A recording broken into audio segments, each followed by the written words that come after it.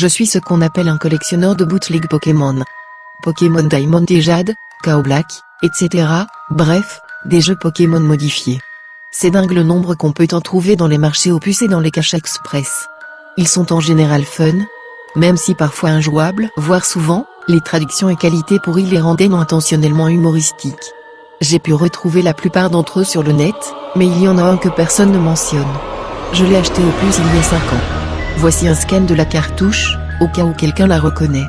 Malheureusement, après mon déménagement d'il y a 2 ans, je l'ai perdu, impossible de vous fournir des screens en cap. Navré. Cependant, je crois que c'est mieux ainsi. Le jeu commence avec l'intro habituelle avec Nidorino et Ectoplasma des versions bleues et rouges. Mais l'écran titre est différent. Red était là, mais le Pokémon était absent. Il y a aussi marqué Black version, sous le logo Pokémon. Après avoir choisi New Game, le jeu commence avec le professeur Chen, et il était de plus en plus évident que le jeu était un hack de Pokémon rouge. Une fois le starter choisi, en regardant dans l'équipe, en plus de Bulbizarre, Salamèche, ou Carapuce, un autre Pokémon, Ghost. Le Pokémon était niveau 1. Il a le sprite des fantômes qu'on rencontre dans la tour de l'avant-ville avant d'avoir le Silphscope. Il n'a qu'une attaque, Curse, Malédiction. Je sais qu'il existe déjà Malédiction dans les attaques Pokémon, mais celle-ci n'existant pas encore dans la génération 1, c'est vraisemblablement un hack. Les Pokémon adverses ne pouvaient rien faire contre Ghost, ça disait qu'ils étaient trop heureux pour bouger. Quand Curse était utilisé, l'écran devenait noir. Le cri du Pokémon adverse se faisait entendre, mais il était distordu, et le ton était beaucoup plus bas. L4 écran revient à la bataille, et le Pokémon adverse disparaissait. Si c'est utilisé lors d'un duel avec un dresseur, quand les Pokéballs représentaient leurs Pokémon restant dans le coin, une de ces Pokéballs disparaît aussi.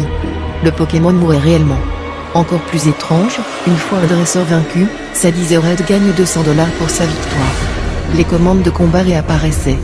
Si on choisissait rang, la bataille se terminait normalement. On pouvait aussi utiliser Curse. En ce cas, on revenait au monde du jeu et le sprite du dresseur disparaissait. En quittant et en revenant dans la zone, l'endroit où le dresseur était se trouvait une pierre tombale, comme celle de la tour de l'avant-ville.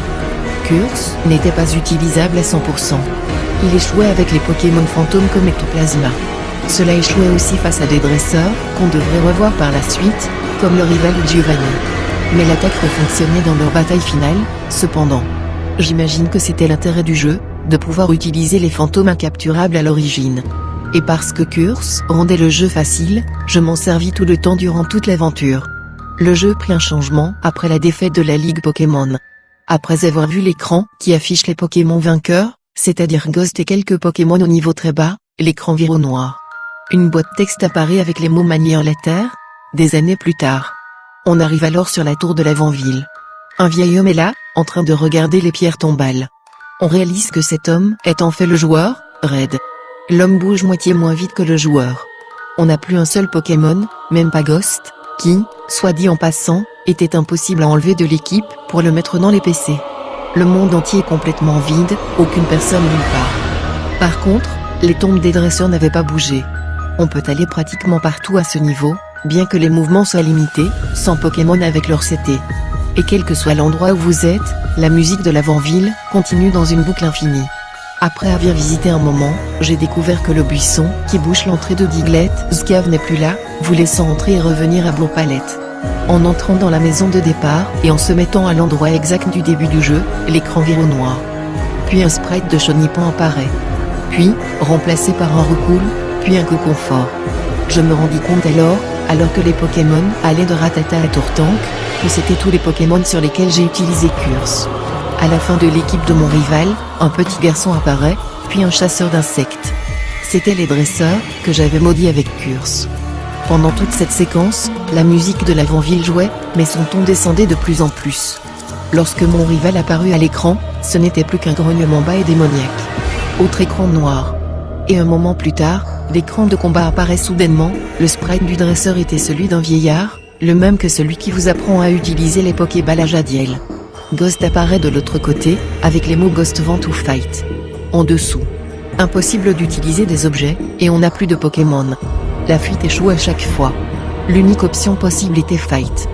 Combattre vous donne simplement la possibilité de faire un étranglement, ce qui échouait à chaque fois et vous draine un peu de HP sans pour autant affecter Ghost. Autour de Ghost, Ça dit simplement, éventuellement, lorsque les HP atteignent un point critique, Ghost utilise finalement Curse. L'écran vient au noir une dernière fois. Peu importe les boutons appuyés, on est en permanence bloqué à cet écran noir. À ce point, la seule chose à faire était d'éteindre la Game Boy.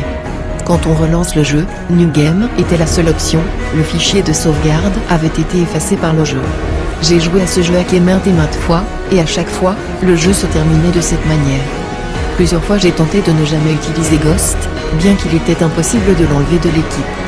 Dans ces cas, aucun Pokémon ou dresseur n'apparaissait listé et le jeu arrivait directement à la bataille avec Ghost.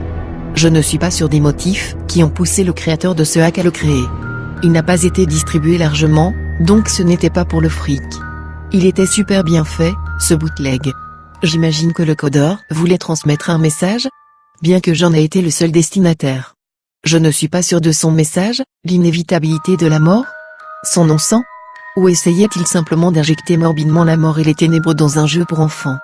Quoi qu'il en soit, ce jeu pour enfants m'a fait réfléchir, et il m'a fait pleurer.